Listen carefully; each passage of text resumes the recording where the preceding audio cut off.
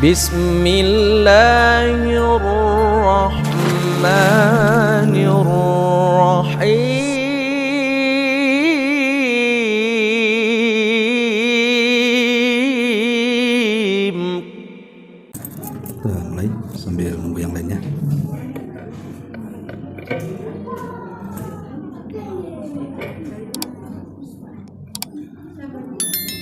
Bismillahirrahmanirrahim. Assalamualaikum warahmatullahi wabarakatuh. Alhamdulillah wassalatu wassalamu ala Rasulillah wa ala alihi wa sahbihi wa mawalah wa la hawla wa la quwwata illa billahi wa ba'd. Alhamdulillah, segala puja dan puji hanya milik Allah Subhanahu wa taala. Salawat dan juga salam tetap kita hadiahkan kepada Rasul kita Nabi besar Muhammad sallallahu alaihi wa ala alihi wasallam. Pembahasan di pagi menjelang siang ini masih seputar kematian. Ada dua hadis Nabi sallallahu alaihi wasallam yang kita akan bahas, dan dua-duanya dari sahabat Abi Hurairah radhiyallahu an.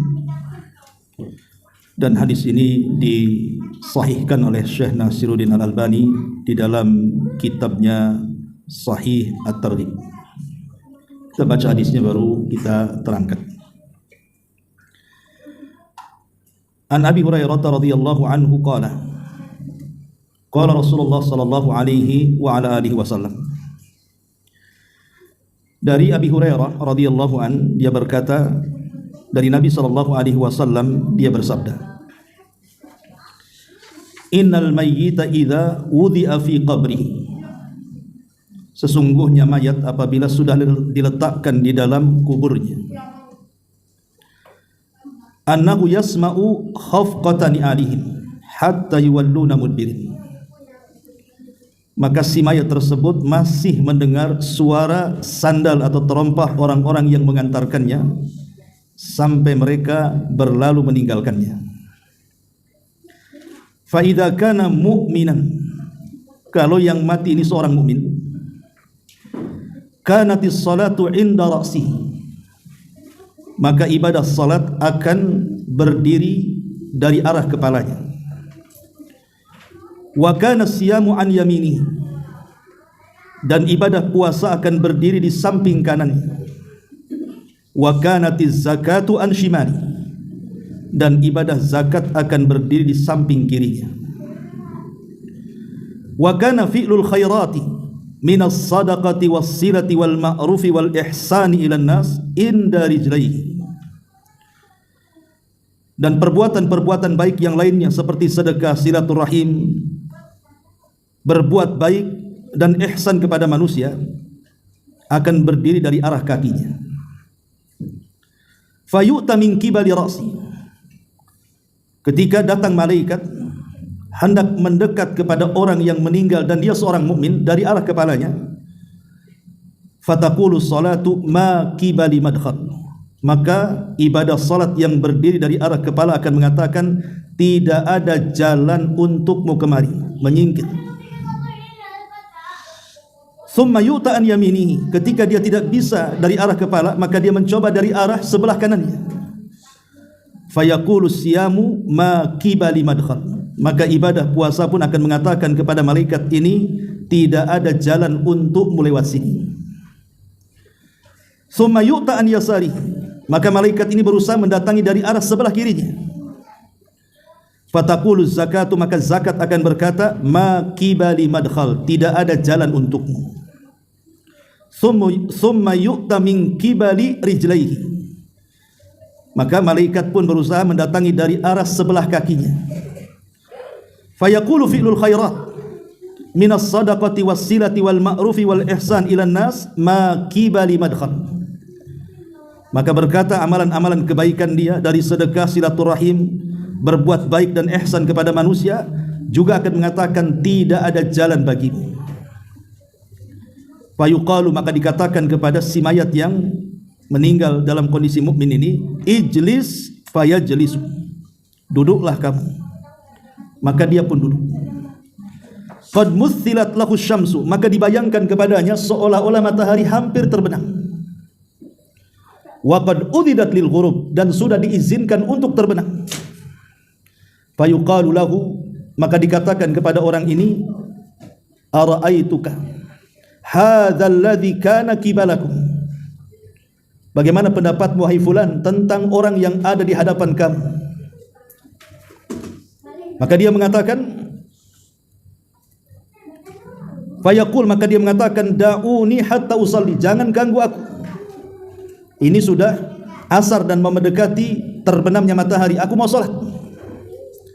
Fayuqal, maka dikatakan kepadanya, sataf'al, engkau akan melakukannya, walakin akhbirna amma nas'aluka anhu, tetapi tolong jawab dulu apa yang kami tanyakan kepadamu. Ara'aituka hadzal rajul alladzi kana qibalakum, bagaimana menurut kamu tentang orang yang di hadapanmu itu? Maka dia mengatakan, di hadapan suara itu, fayaqulu Muhammadun, dia adalah Muhammad.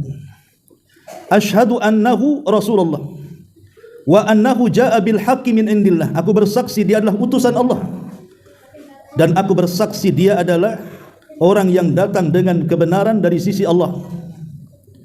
Fayuqalu lahu, maka dikatakan kepadanya, ala dzalika hayyita wa ala dzalika mitta wa ala dzalika tub'atsu insyaallah. Kemudian dikatakan kepadanya, karena itulah, ketika engkau sudah bersaksi bahwa dia adalah Muhammad dan apa yang didatangkannya sebuah kebenaran, karena itulah engkau hidup, karena engkau itulah engkau mati, dan karena itu pula engkau akan dibangkitkan jika Allah berkehendak. Tsumma yuftahu lahu babun min abwabil jannah, tiba-tiba dibukakan padanya pintu dari pintu-pintu surga.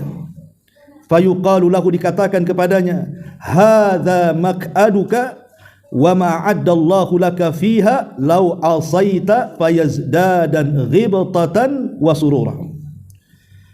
Kemudian dikatakan kepadanya, setelah diperlihatkan pintu-pintu neraka, dibukakan padanya pintu-pintu neraka, dia mengatakan, inilah tempat dudukmu dan inilah apa yang dijanjikan Allah untukmu jika engkau bermaksiat. Maka dia pun bertambah bahagia dan senang. Tsumma yuftahu lahu abwabul jannah, kemudian setelah itu dibukakan pintu surga kepadanya. Fayuqalu lahu, maka dikatakan kepadanya, hadza maq'aduka wa ma'addallahu laka fiha, inilah tempat yang sesungguhnya untukmu dan apa yang Allah Subhanahu wa taala janjikan untukmu. Maka dia pun bertambah bahagia dan senang. Tsumma yufsahu lahu fi qabrihi 70 dira'ah, tiba-tiba kemudian kuburannya diluaskan sepanjang 70 hasta. Wa yunawwaru lahu fi, bahkan diterangi lagi kuburannya. Wa yu'adul jasad lima budi'a minhu fatuj'alu nasmatuhu fi nasamit tayyibi wa hiya tayrun tu'allaqu min syajaril jannah. Maka kemudian ruhnya dijadikan oleh Allah Subhanahu wa taala dengan sesuatu yang sangat baik sekali, seperti burung yang tergantung di pohon-pohon surga. Fadzalika qauluhu, itulah makna firman Allah Subhanahu wa taala, yutsabbitullahu alladhina amanu bil qauli tsabiti fil hayatid dunya wa fil akhirati. Allah meneguhkan ucapan orang-orang yang beriman dengan jawaban-jawaban yang mantap, baik dalam kehidupan dunia ataupun kehidupan akhirat. Dan begitu seterusnya, hadis ini panjang sekali. Kemudian hadis yang kedua masih dari sahabat Abi Hurairah radhiyallahu an, dan disahihkan oleh Syekh Nasiruddin Al-Albani rahimahullahu taala. Yu'tar rajulu fi qabrihi, akan didatangkan seorang laki-laki di dalam kuburnya, atau seseorang baik laki-laki atau perempuannya di dalam kuburnya. Fa idza utiya min qibali ra'si, ketika malaikat datang hendak menginterogasi si mayat ini dari arah kepalanya, dafa'at tilawatul Quran, maka bacaan Quran akan membelanya dan akan mendorong malaikat ini. Wa idza utiya min qibali yadayhi, ketika malaikat ini tidak bisa dari arah kepala, maka malaikat akan mengarah dari sebelah sisi kanan kiri dari kedua tangannya. Kemudian dafa'athu as-sadaqatu, maka sedekah akan menghalaunya, akan membelanya. Wa idza utiya min qibali rijlaihi, apabila kemudian malaikat ini akan datang dari arah kakinya atau kedua kakinya, dafa'athu masyuhu ilal masajid, maka langkah-langkah dia ketika di dunia menuju masjid itu akan membelanya dan akan menghalau malaikat ini. Ma'asyiral muslimin wal muslimat rahimani wa rahimakumullah. Baik, kita akan jelaskan dua riwayat ini. Di sini Nabi SAW menjelaskan kepada kita tentang hal ihwal, kondisi gaib. Berarti kewajiban kita harus beriman. Apapun yang terjadi setelah kematian itu, dari peristiwa-peristiwa yang dijelaskan baik secara nas Al-Quran ataupun hadis Nabi SAW, kita wajib beriman, masuk di akal ataupun tidak. Masuk di akal ataupun tidak. Karena keimanan itu tidak butuh dengan pemikiran. Keimanan dengan yang gaib itu hanya butuh sami'na wa ata'na saja. Kita mendengar dan kita taat, selesai.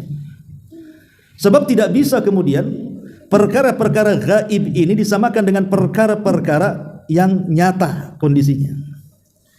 Seperti ada orang yang berusaha kemudian menggali macam mana kehidupan kuburan, akhirnya pasang CCTV.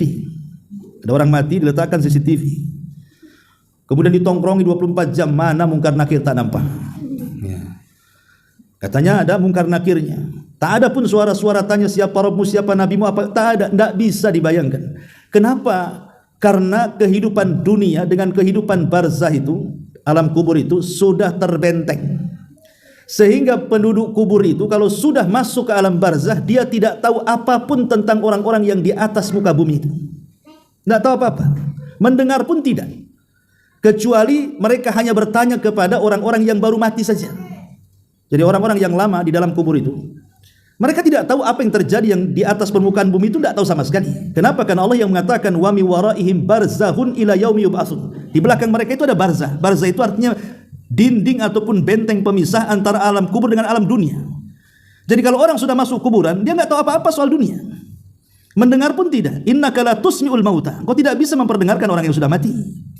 Jadi mendengar apa yang dibicarakan orang yang ada di bumi tidak tahu, ataupun mengetahui sedang apa keluarganya di bumi dia tidak tahu. Kenapa? Karena ada benteng yang memisahkan. Dia hanya tahu itu kalau ada orang baru mati. Jadi kalau ada orang baru mati, itulah ruhnya nanti ketemu dengan ruh-ruh yang sudah mati sebelumnya, baru bertanya kepada orang ini informasi macam mana si fulan, sudah nikah atau belum, masih jomblo atau sudah nikah, dan begitu seterusnya. Itu baru tahu kalau ada informasi dari orang baru. Tapi kalau tidak ada orang yang meninggal, maka mereka tidak tahu informasi. Makanya dari sini ada bantahan bahwa tidak ada yang namanya arwah penasaran, itu tidak ada. Apalagi sampai gentayangan. Sebagaimana yang ma'ruf sekarang ada kasus pembunuhan yang lagi viral, sampai kemudian arwahnya tidak tenang. Arwah Mbak Vina sampai ke atas bumi, kemudian masuk pula ke jasadnya Mbak Linda. Ini kan aneh. Cerita pula. Ya. Mana ada arwah gentayangan, arwah penasaran. Belum lagi muncul pula paranormal, dukun, bomo, macam-macam komentar. Sampai ada seorang dukun ditanya, apa perbedaan arwah dengan jin korin dengan macam-macam? Oh, itu sama saja katanya. Ya. Apakah ada, apa mungkin orang itu kesurupan arwah? Ya mungkin, karena sampai hari ini itu kasusnya belum terungkap siapa pembunuhnya. Makanya dia penasaran, dia gentayangan ke sana kemari, makanya masuk ke tubuh orang, jadilah dia kesurupan katanya. Ini kan kasus-kasus aneh. Islam loh tidak pernah mengenal, ini rusak akidah namanya. Nggak ada arwah gentayangan, arwah penasaran. Cuman kalau umpamanya arwahnya di dunia, uangnya diambil, apa dia mau nagih utang juga arwahnya tuh? Ya kan, tak mungkin kan? Kenapa yang tidak mungkin? Karena ada alam barzah di situ. Barzah itulah yang memisahkan mereka, sehingga orang kalau sudah masuk kubur itu dia tidak tahu menahu soal dunia. Apa yang dilakukan kawannya, keluarganya, kerabat yang masih hidup, dia tidak tahu sama sekali. Mendengar pun tidak. Karena memang sudah ada dinding. Sekali lagi dia hanya tahu itu informasi dari orang yang baru meninggal. Nanti ruhnya ketemu ditanya, macam mana keluarga saya si anu itu yang satu kampung. Kalau yang beda kampung ya tak tahulah. Karena nggak kenal, itu pun kalau yang kenal saja. Itulah akidah ahli sunnah seperti itu. Lah ma'asyiral muslimin yang dimuliakan Allah Azza wa Jalla, ketika orang itu sudah meninggal dunia kemudian dihantarkan ke kubur, maka dalam hadis ini Rasul mengatakan annahu yasma'u safqatani alihim, dia masih mendengar suara terompah orang yang mengantarkannya itu, masih dengar. Tapi kemudian lama-lama hilang, sayup-sayup hilang, sampai kemudian betul-betul orang itu meninggalkan, maka hilanglah sama sekali, tidak mendengar apapun. Itulah nas yang menunjukkan bahwa orang yang sudah meninggal mampu mendengar dalam waktu-waktu tertentu. Tidak semua dia bisa mendengar kondisi yang di atas kuburan, tidak. Waktu-waktu tertentu yang berdasarkan nas saja. Ya, seperti ketika baru saja dipendam di kuburan, kemudian yang mengantarkannya pulang memang berdasarkan nas dia masih mendengar. Tapi apakah semua hal mendengar? Tidak. Jadi kita hanya menetapkan sesuai dengan dalil saja. Karena ini perkara gaib mananya. Kita nggak bisa pandai-pandai. Oh begini nggak bisa. Perkara gaib itu harus berdasarkan nas Al-Quran atau hadis Nabi SAW. Kemudian Rasul mengatakan kalau dia seorang mukmin, jadi ketika dia sudah dikubur, kalau dia seorang mukmin maka dia akan dijaga badannya. Jadi ada tentara-tentara Allah yang akan menjaga jasadnya di dalam kubur itu. Ketika hendak diinterogasi oleh para malaikat munkar dan nakir itu, tidak bisa langsung kemudian berhadapan dengan orang ini. Kenapa? Karena ada pembelanya, ada lawyer-lawyernya bahasa kitanya, ada pengacara-pengacaranya dari kalangan amal solehnya. Nah di sini disebutkan ada 7 perkara dalam hadis ini. Dalam 2 riwayat ini ada 7 perkara yang bisa kelak akan membela kita dalam kuburan kita. Pertama, mungkin tidak urut, adalah Al-Quran. Jadi Al-Quran itu yang akan membela kita. Karena di sini dalam hadis yang kedua kita baca, di mana Nabi SAW mengatakan ketika malaikat hendak mendekati orang yang mati dan dia seorang mukmin ini, dafa'athu tilawatul Qur'ani. Maka bacaan-bacaan Quran itu akan membela dia dan akan menghalau malaikat ini jauh-jauh dari jasad ini, sehingga malaikat ini tidak bisa mendekat lagi akhirnya, karena lewat arah kepala sudah ada pagar dia, sudah dipagari oleh amalan yang berupa solat itu. Akhirnya kemudian terpaksa dia harus mencari jalan lain. Jadi yang pertama adalah Al-Quran. Al-Quran ini bisa menjadi pembela kita dalam kuburan kita. Bahkan bukan dalam kuburan kita, nanti pada hari kiamat juga Quran akan membela kita, karena Al-Quran itu salah satunya pemberi syafaat. Sebagaimana Rasul mengatakan dalam sebuah hadis bahwa Al-Quran wasyamu yashfa'ani li ashabihim, bahwa puasa dan baca Quran itu akan menjadi syafaat bagi pelaku keduanya. Jadi ini yang pertama, Al-Quran. Kalau kita sudah tahu ini kan, coba bayangkan ya, Nabi SAW saking baiknya dengan kita, sayangnya dengan umatnya, sampai dikasih tahu loh, kalau ingin selamat di kubur inilah amalan-amalannya. Kita kan tinggal mengamalkan saja, sudah dapat informasi itu dari Nabi SAW. Pertama, baca Quran. Maka jangan sekali-kali malas membaca Quran, karena ini pembela kita. Karena nanti pada hari kiamat Quran ini akan diangkat dalam satu malam, sehingga tidak akan terdapat tulisan dalam buku dan tidak ada hafalan dalam dada. Apa menunggu Quran ini diangkat ke langit baru sibuk baca Quran? Kan tidak. Dan sangat disayangkan sekarang masih banyak juga orang yang buta huruf dengan Al-Quran, padahal dia seorang muslim ya. Tapi kalau dengan bacaan-bacaan bahasa Indonesia bisa pula dia baca, disodorkan Quran tak bunyi pula. Nah, ini kan masalah, padahal dia seorang muslim ya. Jadi tetap harus belajar Quran. Ustaz, saya sudah tua, tidak masalah. Umar bin Khattab juga masuk Islam di umur 40 tahun. Ada yang lebih daripada itu, tapi mereka tidak malu untuk belajar. Ini yang pertama. Kemudian yang kedua, amalan-amalan yang disebutkan di sini selain adalah baca Quran, sedekah. Karena di sini wa idza utiya min qibali yadayhi dafa'athu sadaqatu. Sedekah yang akan menghalau dia. Sedekah beda dengan zakat. Kalau zakat itu kan kewajiban harta yang dikeluarkan setelah sampai nisab dan haulnya. Tapi kalau sedekah itu karena kerelaan kita. Dan sedekah tidak mesti harta.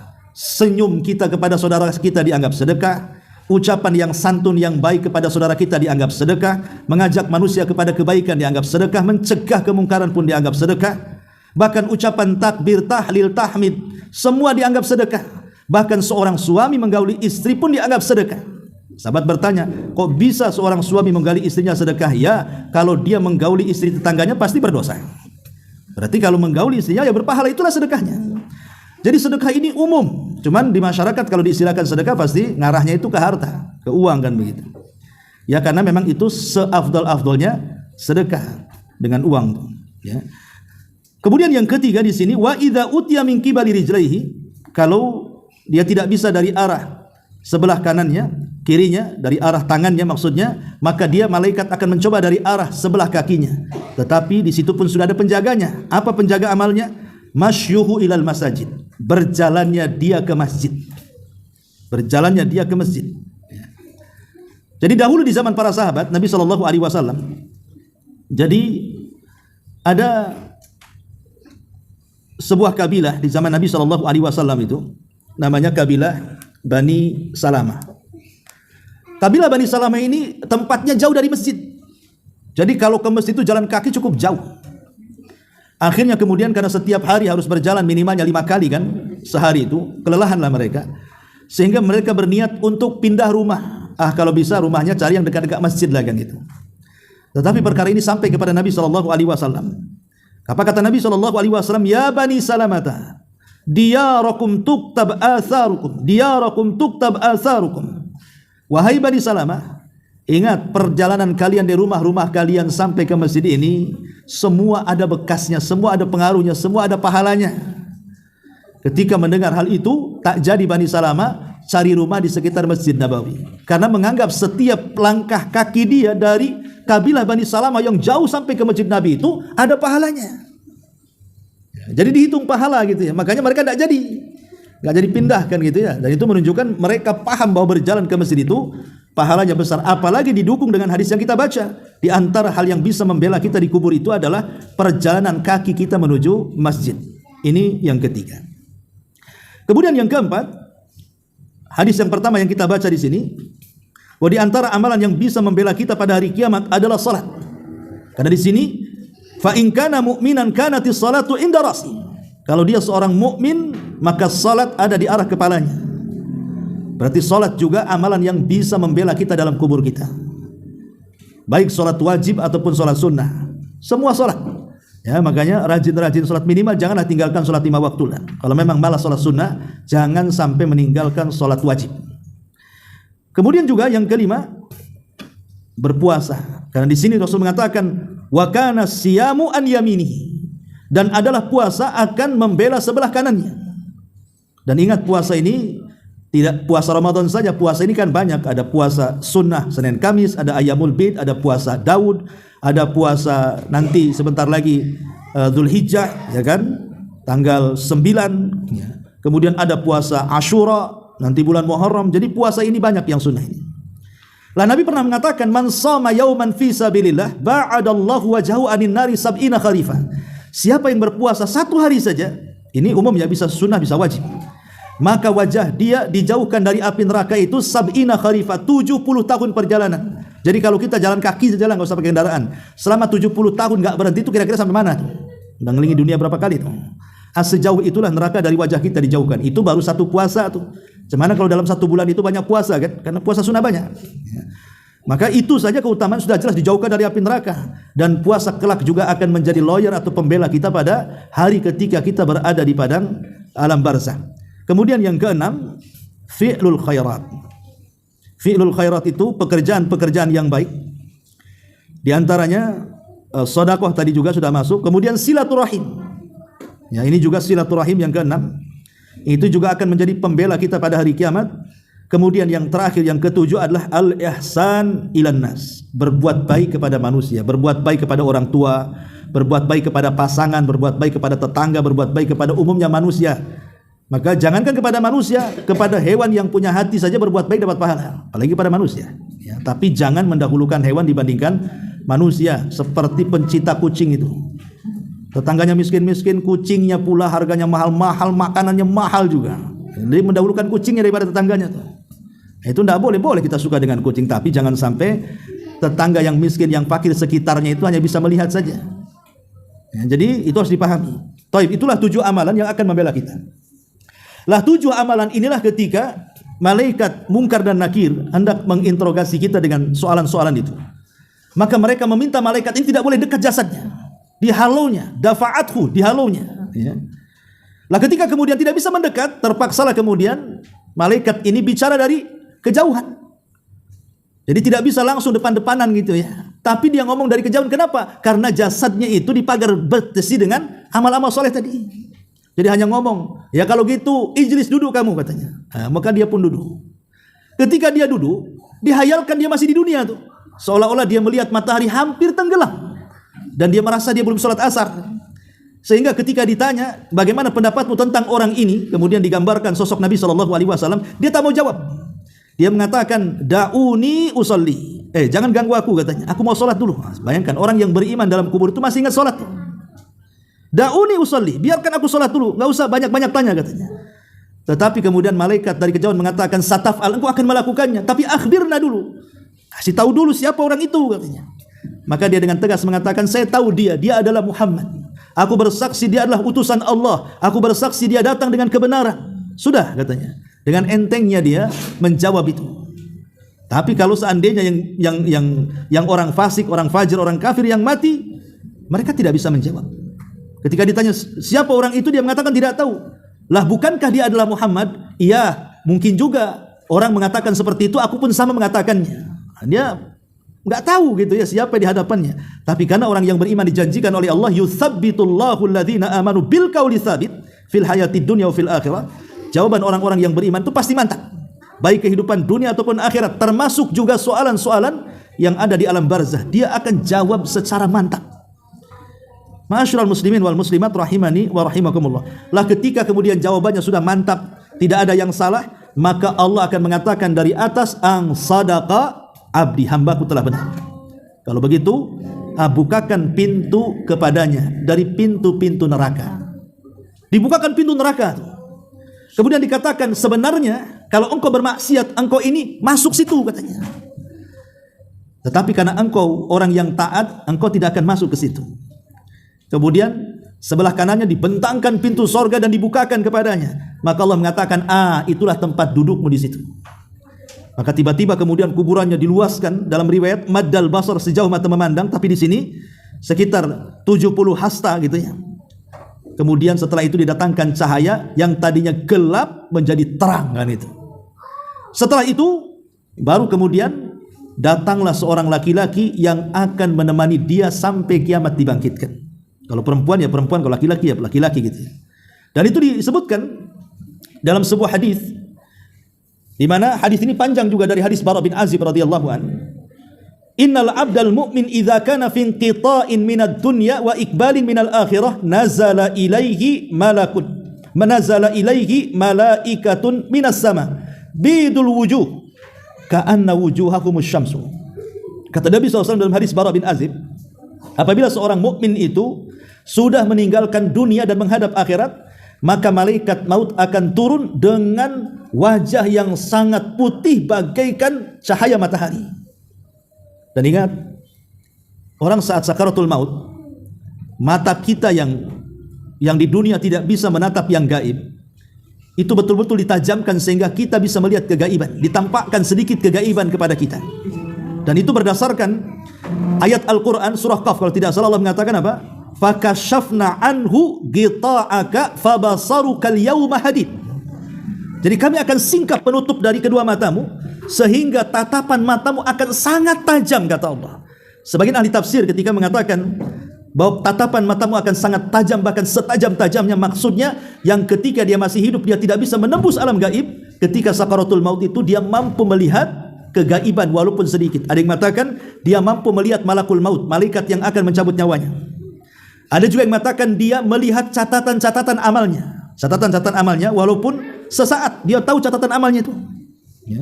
Jadi sempat melihat catatan-catatan amalnya dan sempat melihat malaikat-malaikat yang akan mencabut nyawanya. Makanya kita lihat orang-orang yang meninggal itu kan ekspresinya macam-macam tuh. Kalau dia husnul khotimah, terkadang dia senyum, terkadang dia membaca Al-Quran, terkadang sanggup mengucapkan la ilaha illallah, terkadang dia meninggal saat dia beribadah kepada Allah. Pokoknya macam-macam tuh. Atau Allah buat kemudian keningnya berkeringat gitu ya, dan dia tidak mengeluarkan kata-kata kecuali dia Allah. Itu ekspresi itu keluar karena dia melihat kegaiban tadi, melihat malaikat maut dan melihat catatannya. Atau kalau dia su'ul khotimah, ya boleh jadi mungkin dia teriak-teriak ketakutan kan gitu, atau mengucapkan kalimat-kalimat maksiat dan begitu seterusnya, karena dia tahu saat detik-detik itu ditampakkan catatannya itu rupanya buruk semua kan gitu. Maka dibuatlah ekspresi-ekspresi saat kematiannya yang menunjukkan dia su'ul khotimah, naudzubillah. Nah di sini Nabi SAW mengatakan demikian. Kemudian ma'ahum kafanun min akfanil jannah. Kalau dia seorang mukmin, didatangkan kain kafan dari sorga. Wa hanutun min hanutil jannah, dan wewangian dari sorga. Hatta yajlisu minhu maddal basar. Sampai kemudian mereka para malaikat pun akan duduk di sekitarnya sejauh mata memandang. Sampai kepada kemudian fayunadi munadin fis sama an sadaqa abdi. Maka Setelah dia diinterogasi oleh malaikat Munkar dan Nakir dan sudah lolos semua jawabannya benar, maka tiba-tiba kemudian datang pemanggil dari arah langit, kemudian mengatakan, hambaku telah benar, fafrishuhu minal jannah. Maka bentangkan kuburannya maddal basar, sejauh mata memandang. Jadi ini riwayat ini, kalau tadi 70 hasta, kalau ini sejauh mata memandang. Wa albisuhu minal jannah, kasih pakaian dari sorga, dihantar kain sutra dari sorga. Waftahu lahu baban minal jannah, bukakan baginya pintu-pintu sorga. Fayatihi min rauhiha wa tayyibiha wa yufsahu lahu fi qabrihi maddal basari. Maka akan datang kepadanya wangi-wangi yang harum dari sorga, semua masuk ke dalam kuburannya, dan kuburannya diluaskan seluas-luasnya sejauh mata memandang. Wa ya'tihi rajulun hasanul wajhi, di sini syahidnya, tiba-tiba datang seseorang yang sangat cakap kalau laki-laki, yang sangat cantik kalau perempuan. Kemudian tayyibur rih, sangat harum badannya. Fayaqul, dan dia mengatakan, abshir billadhi yasurruk, abshir billadhi yasurruk, berbahagialah dengan apa yang membuat engkau bahagia. Hadza yaumuka alladzi kunta tu'ad, inilah hari yang dijanjikan. Jadi kalau kita tahu di sini gambaran nikmat kubur, ya, di mana pintu surga akan dibuka kepadanya, kemudian pakaian dari surga, karena kan alam kubur itu kan apa namanya, yaumul intidhar, ya, hari penantian. Jadi alam kubur itu hari penantian. Kita kan hidup di 3 alam, alam dunia, alam barzah, dan alam akhirat. Lah alam kubur ini alam penantian. Tetapi walaupun di alam penantian menuju akhirat, terkadang kondisi di alam penantian itu jauh lebih lama dibandingkan di atas bumi. Coba, orang yang mati sejak zaman Nabi Adam, orang yang mati sejak zaman Nabi Adam, kan mereka ada dalam kuburan. Sudah berapa ribu tahun mereka dalam kuburan, sementara kiamat tadi kiamat-kiamat kan? Ya. Jadi terkadang waktu di alam barzah itu jauh lebih panjang dibandingkan waktu di alam dunia bagi kita. Atau jangan jauh-jauh lah ke Nabi Adam kan itu. Pamannya dari Nabi Isa saja yang meninggal dari zaman Nabi Isa sampai sekarang itu udah ratusan tahun lamanya. Ya, tetapi macam mana orang-orang yang beriman itu menanti sekian lama menunggu kiamat, kok bisa tahan mereka menanti? Rupanya orang-orang yang dalam kuburan dan dia seorang yang beriman itu, mereka menanti seperti tidurnya pengantin baru. Kata Rasul, nim naumatal arush, nim naumatal arush, tidurlah seperti tidur pengantin baru. Coba pengantin baru kalau tidur nggak terasa kan gitu, kecuali pengantin yang sudah expired, yang sudah lama, ya mungkin lama kali kan gitu. Kalau bisa jamnya diputar biar cepat subuh. Tapi kalau pengantin baru mana ada, yang ada lama terbentang, ini subuh, tahu-tahu subuh. Itulah tahu-tahu kiamat gitu maksudnya. Jadi ketika Rasul mengatakan nim naumatal arush, dia tidak terasa hidup dalam kubur walaupun jangka waktunya itu ribuan tahun. Karena seperti tidurnya pengantin baru, tahu-tahu subuh kan itu. Yang ini tahu-tahu kiamat pula kan itu. Sehingga tentu tidak lain karena kehendak Allah Azza wa Jalla. Tapi orang yang menemani orang ini, itulah yang menghibur orang ini. Sehingga dia tidak terasa dalam kubur karena ada temannya yang menghibur dia. Ketika sudah mendekati kiamat, barulah kemudian si mayit ini bertanya sama orang baik yang sudah menemani selama di kuburannya itu. Siapa kamu ini sebenarnya? Kamu baik sekali kan itu. Maka orang ini mengatakan, ana amalukas saleh, sayalah amal solehmu, sayalah amal solehmu. Artinya sayalah solatmu, sayalah zakatmu, sayalah silaturahimmu, sayalah baca Quranmu, sayalah zikirmu, sayalah, dan begitu seterusnya. Jadi amal soleh itu membentuk manusia, itulah yang menemani kita. Ya, dan seolah-olah sebentar. Kalau kita ditemani umpamanya ngobrol, kan ada waktu bosannya juga lah kan gitu ya. Kalau kita ada kawan datang ngobrol, sampai kapan kita betah ngobrol dengan dia? Pasti nggak betah kan gitu. Ada waktunya betah, ada waktunya tidak betah. Tapi orang ini membuat betah pula. Dan itu kehendak Allah Subhanahu wa taala, sehingga tanpa terasa tahu-tahu kiamat sudah dibangkitkan. Ketika kiamat hampir dibangkitkan, dia langsung mengatakan kepada Allah, "Ya Rabb, aqimis saa'ah, tegakkan kiamat supaya aku bisa berjumpa dengan harta dan keluargaku kelak di surga." Ya. Ma'asyiral muslimin wal muslimat rahimani wa rahimakumullah. Lah itulah gambaran-gambaran. Dari sini kalau kita paham, berarti orang yang sudah mati disibukkan dengan alam barzah. Tidak mungkin naik ke atas. Tidak mungkin, mustahil. Orang kalau sudah dapat nikmat kubur, ngapain pula ke atas? Makanya ada hadis Nabi mengatakan, apabila orang masuk ke dalam surga, maka seluruh penduduk surga tidak ada satupun mereka yang bercita-cita ingin kembali ke dunia kecuali satu. Orang yang mati syahid. Mereka mau balik ke dunia untuk berperang kedua kalinya, kemudian mati syahid kedua kalinya. Kenapa? Karena orang yang mati syahid itu tidak terasa saat kematiannya. Jadi seolah-olah sebelum mati sudah mati dia. Karena disenangkan saat kematiannya, makanya orang-orang yang mati syahid mau dia balik lagi. Tapi selain orang-orang yang mati syahid, tidak mau mereka itu balik ke bumi.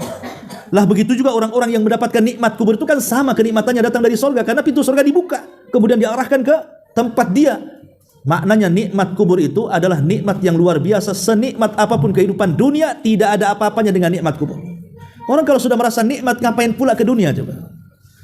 Apalagi memang di situ ada barzah penghalang, tidak mungkin dia ke dunia. Makanya saya katakan bahwa tidak ada arwah yang penasaran. Tidak ada, mau ruhnya orang baik, mau ruhnya orang tidak baik, apalagi ruh tidak baik. Oh, makin sibuk disiksa sama malaikat dalam azab kuburnya kan. Mana sempat dia naik ke atas, dia aja disiksa. Dan tidak mungkin juga malaikat kemudian mengizinkan dia ke atas dulu kan. Dia sedang dihukum. Cemana minta izinnya? Ya kan? Makanya saya katakan kasus-kasus yang sekarang beredar ini jangan merusak akidah. Tidak ada namanya arwah gentayangan, penasaran masuk ke tubuh orang, satu jasad dua ruh, itu tidak ada. Ya, sekali lagi nggak ada.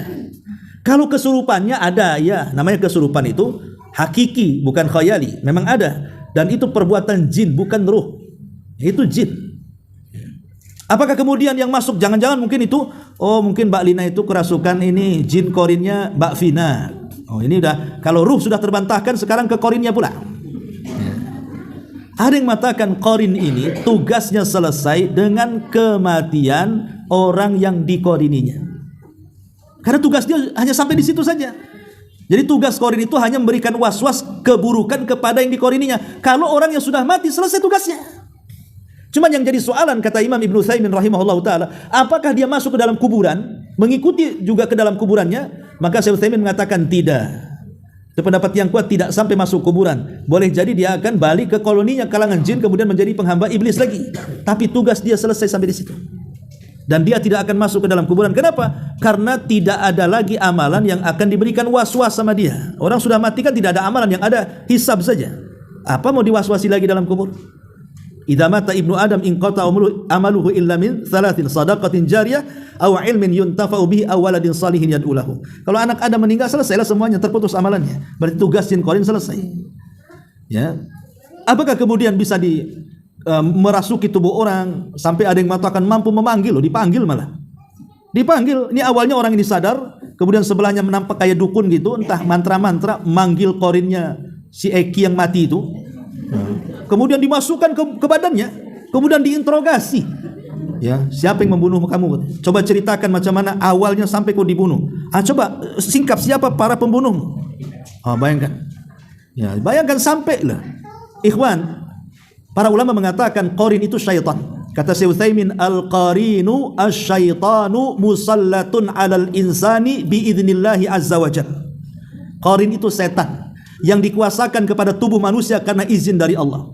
Artinya kalau seseorang, ini logikanya ya, Anda ngundang korin, kemudian dimasukkan ke dalam badan orang, berarti memasukkan setan kepada badan orang. Kemudian kita interogasi, maknanya kita sedang menginterogasi setan. Kira-kira nih setan kalau diinterogasi, dia benar apa jujur tuh? Setan kalau diinterogasi, ya enggak mungkin jujur lah setan diinterogasi. Pasti dia akan ngasih berita-berita yang aneh-aneh. Oh, si anu pembunuhnya. Akhirnya apa? Yang tidak bersalah jadi bersalah, yang tidak harus dibunuh jadi dibunuh. Akhirnya orang yang tidak berhak di penjara masuk penjara. Itu memang setan seperti itu. Makanya aneh kalau seandainya kok hukum ditegakkan dari kegaiban. Tidak bisa. Kesurupan itu jangan dipakai hukum, karena kesurupan itu datang dari setan. Setan itu pasti informasinya jahat semua. Dia nerka-nerka saja kan. Maka ini juga jangan sampai kemudian yang sekarang lagi viral ini mengakibatkan rusak akidah kita. Nggak ada ruh kesurupan. Kalau kesurupannya ada, ya setan itu yang masuk ke badan dia. Masuk ke badan dia, kemudian sok tahu nyebut nama-nama anu. Nggak ada di zaman sekarang ini. Kalau seandainya orang interogasi jin itu ya, untuk mengatakan ucapannya benar itu siapa yang memberikan rekomendasi bahwa ucapan ini benar itu siapa? Kalau di zaman Nabi kan Nabi yang mengatakan oh iya benar, itu Nabi yang ngomong. Seperti mamanya pencuri zakat di Baitul Mal, ditangkap sama Abu Hurairah. Kemudian kata orang ini, lepaskanlah Abu Hurairah, saya ini keluarga saya susah. Sebagai imbalannya, ku ajari kamu ayat kursi. Kalau kau baca, nggak akan dekat-dekat setan sama kamu. Besoknya datang kepada Nabi. Kata Nabi, hei Abu Hurairah, tahu nggak orang yang kau tangkap semalam itu? Nggak tahu, itu setan katanya. Yang ngajari kamu ayat kursi setan. Tapi sodaqahu wa huwa kadhub. Sodaqaka wa huwa kadhub. Khusus masalah ini dia benar. Maksudnya mengajarkan ayat kursi sebelum tidur, ini benar. Tapi yang lainnya dia itu pendusta. Ya, jadi Rasul hanya membenarkan satu kan, tapi mendustakan yang lainnya. Nah di zaman Rasul itu kalau umpamanya ya iya Rasul yang mengatakan ini benar enggak ini salah. Lalu di zaman sekarang siapa yang ngasih rekomendasi bahwa ucapan itu benar? Nabi sudah enggak ada. Ya, paling kita cocokkan aja dengan Quran Sunnah. Kalau memang ucapannya sesuai Quran Sunnah, ya insya Allah itu benar kan gitu. Tapi kalau sudah melenceng kemana-mana, ya itu batil, namanya jin. Makanya orang ketika meruqyah itu ada adabnya. Di antara adab peruqyah itu jangan banyak ngobrol sama jinnya. Apalagi kenalan, ngajak bisnis, ini tambah lagi. Itu dukun tuh. Ya. Nah, jadi tidak boleh. Rasul itu hanya ngasih cuman satu kalimat kalau lagi ngeruqyah itu apa? Ukhruj ya aduwallah. Baca Quran terus, kali-kali katakan keluar wahai musuh Allah. Itu saja. Nggak boleh tanya macam-macam karena mereka itu pendusta, makanya nggak perlu diajak dialog. Nggak perlu diajak dialog, itu cara meruqyah saja seperti itu. Ini nggak diruqyah tapi diinterogasi kayak wartawan. Nggak ada baca Quran dia, nanya siapa pembunuhnya, di mana disebutkan satu, seolah-olah paling benar pula dia. Ini kan mengacau suasana namanya. Mengakibatkan akhirnya ya, banyak kasus-kasus yang lain tertutup dan begitu seterusnya. Jadi polisi hanya disibukkan dengan perkara ini saja. Ya. Makanya ini harus dipahami. Oke lah, ya ini kita juga ikut prihatin dengan kondisi seperti itu. Tapi yang jadi masalah itu adalah jangan sampai merusak akidah saja.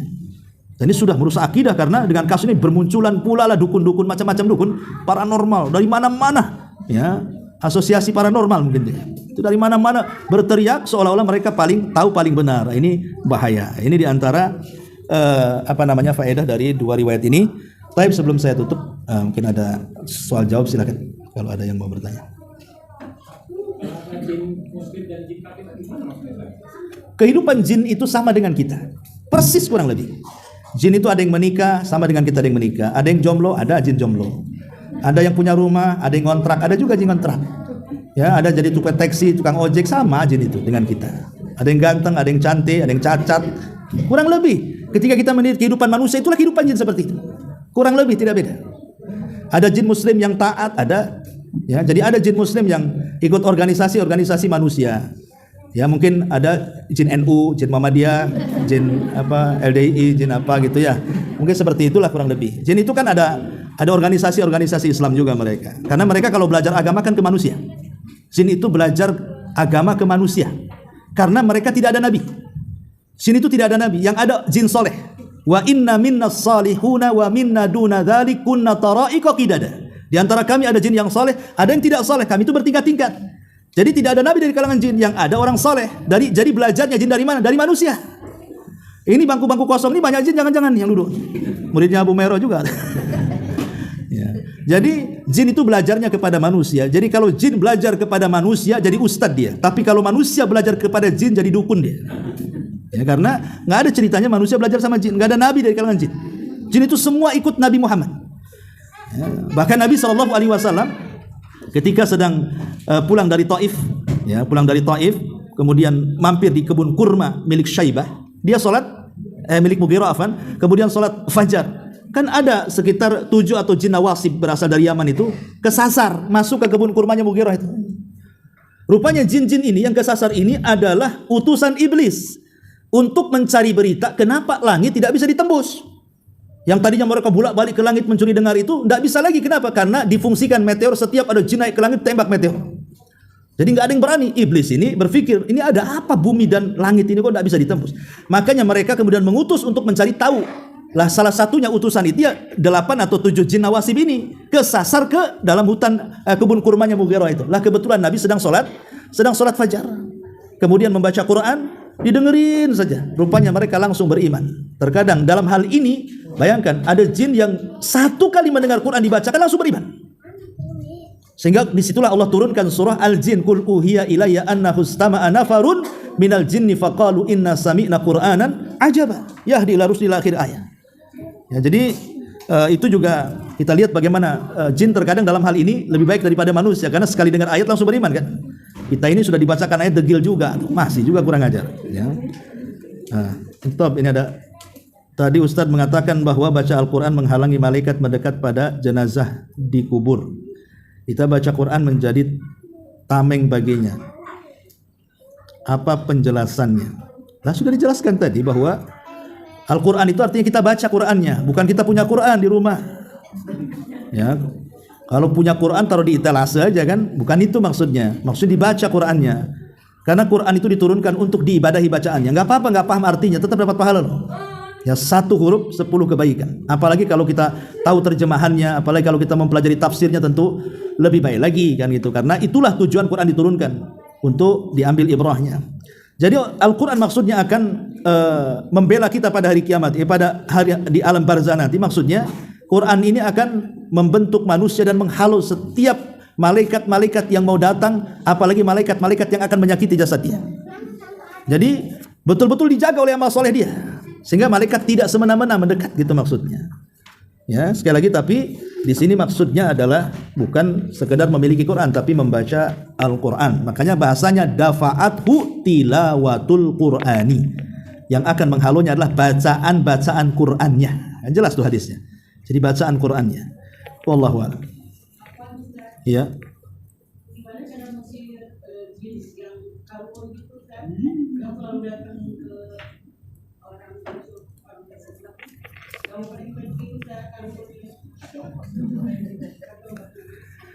Ngusir jin. Iya. Jin iseng apa jin main-main? Jin leluhur. Iya, alhamdulillah. Ya, sebenarnya jin itu juga kalau kita beriman dan bertakwa itu dia sendiri akan menjauh dari kita, karena hakikatnya jin itu takut dengan kita. Dia paling takut dengan manusia. Jin itu sebenarnya sama-sama takut. Jadi kalau kita berani, mereka takut. Kalau kita takut, mereka yang berani. Ya, jadi memang seperti itu. Makanya takut kepada setan itu tidak syirik. Takut sama setan hanya sekedar takut saja, lewat kuburan takut, itu tidak syirik. Ya wajar takut sama musuh. Ya kayak kita diancam, awas jangan lewat sini saya bunuh kamu. Ya kita takutlah lewat situ. Nah, sama juga kita takut sama jin yang ada di kuburan, kemudian kita lewati, atau di tempat-tempat sepi, tempat-tempat angker kita takut, enggak ada masalah. Karena itu bagian dari takut tabiat, takut kepada musuh. Yang tidak boleh itu kalau takutnya kemudian berlebihan, yang mengantarkan kepada haram, kepada bid'ah, kepada syirik. Itulah setelah takutnya itu yang kemudian harus dipahami. Akhirnya karena takut datang ke dukun. Itu yang tak boleh, datang ke dukunnya, bukan takutnya.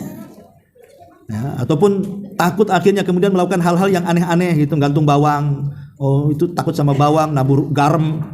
Itu takut sama garam. Itu kan harus ada dalil, betul nggak? Jin itu takut garam gitu. Itu kan nanti perbuatan bid'ah jatuhnya kalau sampai dilakukan, nggak ada syariatnya. Jadi intinya bahwa kalau mengusir setan dari diri kita, contoh jin korin saja. Jin korin itu dalam badan kita itu bisa ditundukkan kalau kita ini beriman dan bertakwa. Cuman masalahnya yang namanya kita ini kan ada waktu futurnya, ada waktu semangatnya. Waktu semangat ibadah kita bisa tundukkan. Tapi kan manusia tidak mungkin di atas semangat terus, pasti ada futurnya tuh. Lah ketika futur itulah dari jin korin kita. Sehingga ya tidak bisa ditundukkan. Tapi memang ada, saya baca dari literatur kitab-kitab yang menjelaskan tentang alamul jin, alam jin itu. Apakah mungkin kemudian jin-jin yang ada pada kakek buyut kita diwariskan kepada anak-anak kita? Mungkin saja. Ya, jin-jin yang jahat diwariskan untuk mengganggu, ya. Karena ada jin itu yang sifatnya mulazamah dengan kita, terus-terusan dengan kita, itu karena mungkin dia jatuh cinta dengan kita. Jinnya jatuh cinta dengan kita. Cuman kita tak pernah jatuh cinta sama dia kan? Jadi kan bertepuk cinta sebelah tangan tuh. Alasannya karena tadi selalu melihat aurat kita. Umpamanya ibu masuk kamar mandi lupa membaca doa. Kemudian ketika ibu telanjang, maka aurat ibu itu nampak sama jin yang ada di kamar mandi itu. Makanya kenapa kita harus berlindung minal khubthi wal khaba'is, dari jin laki-laki dan jin wanita. Jadi kalau yang masuk perempuan jadi goda jin laki-laki, kalau masuk laki-laki yang goda jin perempuan. Lah ketika kelamaan melihat aurat kita, akhirnya senang dia jatuh cinta. Ketika jatuh cinta, susah dia meninggalkan kita. Akhirnya ganggu aja kita. Diganggu, terkadang masuk kesurupan macam-macam lah kan gitu. Atau faktornya karena dendam. Karena dendam. Umpamanya ada ular di rumah. Kita tidak tahu ular ini tasyakulan jin. Tiba-tiba kita bunuh. Ketahuan sama kawannya, dendam dia. Akhirnya kemudian dia suka ngerasuk sama kita. Bisa saja terjadi. Makanya kalau ada ular, kata Rasul, di rumah itu jangan langsung dibunuh, tapi baca ta'awud, diusir. Ya, kalau sudah 3 kali juga tidak keluar, tidak pergi, berarti itu bukan jin, berarti ular beneran. Kalau ular beneran ya bunuhlah dengan hati-hati. Karena di zaman Rasul ada seorang sahabat Ansor setelah ketika perang Khandaq itu, dia kan baru kawin, sehingga khawatir dengan istrinya. Jadi dia ngomong sama Nabi, Rasul, saya melihat istri saya, boleh enggak? Kata Rasul, boleh, tapi jangan lupa pedangmu, karena suatu waktu kau akan berjumpa dengan musuh. Ya, akhirnya pulang dia. Rupanya ketika hampir dekat rumahnya, istrinya lari dari rumah itu dengan pakaian yang tidak layak dipakai. Itu pakaian rumah. Keluar dia, marah, disangka istrinya selingkuh. Maka kemudian ditangkap dan mengatakan, ada apa kau lari? Dia mengatakan ada ular dalam rumah, dia ketakutan. Masuk sahabat ini ke dalam rumah. Rupanya ada ular di situ. Dia langsung main tebas saja, masalahnya ketika diayunkan pedang, ular itu pula mengayunkan kepalanya. Jadi ketika ditebas dia sempat menggigit. Jadi sama-sama dapat serangan. Ular menggigit, dia berhasil, dan dia menebas, ular berhasil. Dua-duanya mati. Ularnya mati, sahabat Ansor ini mati. Sampai ke telinga Nabi. Kata Nabi SAW, ingat, di kota Madinah ini ada jin-jin muslim. Maka apabila kalian mendapati ular, usir kalian. Tapi kalau memang tidak bisa, harus dibunuh, maka berlindunglah kepada Allah, kan gitu. Nah, jadi terkadang jin-jin itu kadang-kadang masuk ke rumah. Ya sekali lagi, kalau ingin mengusir ya jin-jin itu, ya bersihkan rumah dari gambar-gambar, dari patung-patung. Jangan melihara anjing. Ya terkadang juga jangan ngotor. Ya, kalau punya hewan peliharaan itu kan kadang-kadang ngotor sana ngotor sini. Nah, itu juga, itu kan sarang-sarangnya jin itu. Malas nyapu, buang sampah, pokoknya yang kotor-kotor lah. Atau umpamanya di situ banyak maksiatnya, ada musiknya di rumah itu, genjreng-genjreng, ada maksiatnya, ada gibahnya, dijadikan rumah tempat bergibah ria dengan kawan-kawan di situ. Nah, itu jelas itu jinnya dari mana-mana datang tuh. Ya. Jadi kalau ingin ngusir jin dari rumah, ya betul-betul disterilkan rumah itu, gunakan untuk ibadah. Ya, wallahu alam. Adapun orangnya, ya harus banyak-banyak berzikir. Kan ada zikir pagi, zikir petang, zikir sebelum tidur. Nah, itu paling mujarab kalau ingin ngusir jin. Wallahu alam. Baik, saya kira cukup ini sudah. Wa zuhur. Subhanakallah bihamdika asyhadu an la ilaha illa anta astaghfiruka wa atubu ilaik. Wallahu ta'ala alam. Assalamualaikum warahmatullahi wabarakatuh.